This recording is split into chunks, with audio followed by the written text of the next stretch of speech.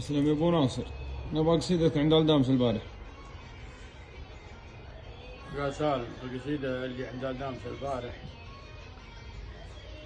مسجلة، ولكني زودت فيها بيتين أعجبني فعل ربعي واسلم. وملا فيهم جعلهم يسلمون. يا لا لا لا لا لا يا لا لا لا لي لا لي يا لا لا لا لا.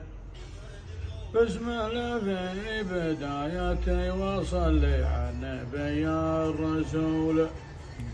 يا سلام يا سلام سلام للحضارة والسامعين، والتحية عليكم يا لدامس يا أهل الطايلات.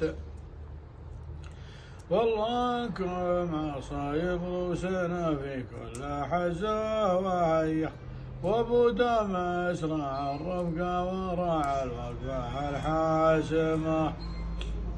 والله اللهم واقفا وفزعة جدادة وقديمة، والكفو مثله وشروه ما ننكر مواقفها. وانا مثل عوال الشايب ابن حضيري اللي يطرع، ماني اطيبهم لكن شاعر اللي رفقه وموهبه. كلنا للمعلى عزوة في الجهل وفي السلام، والمحيا وآل الشيخ عزوتنا ويد اليمين.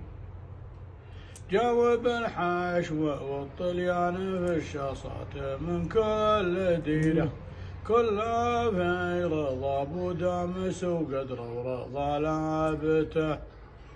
ما هي بعنصرية لكن من حقي فاخر بربعي، ما هي بعنصرية لكن من حقي فاخر بربعي.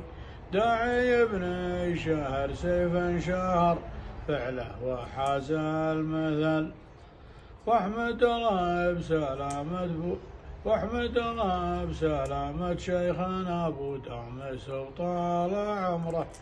والله يكفي من سكت بقعة وامتحاناته، والله يكفي من سكت بقعة وامتحاناته. صح.